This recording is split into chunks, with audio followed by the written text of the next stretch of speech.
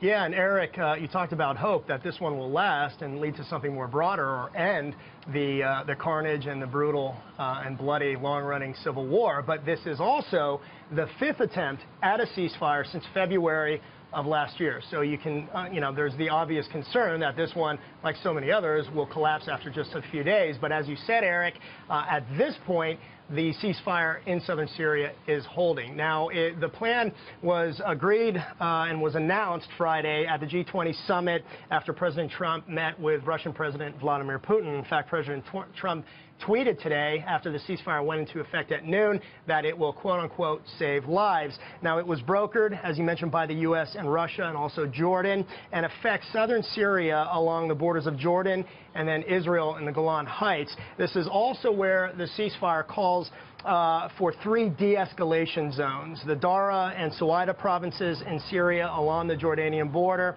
and then the Quneitra province on the border with Israel in the Golan. And while Israeli Prime Minister Benjamin Netanyahu said today that Israel would welcome a genuine ceasefire in Syria, he also added it must not open the way for Iran's military entrenchment or that of its satellites in Syria. In particular, he's referring to Hezbollah. Both Iran and Hezbollah have supported Syrian government forces during the fighting, during the civil war there.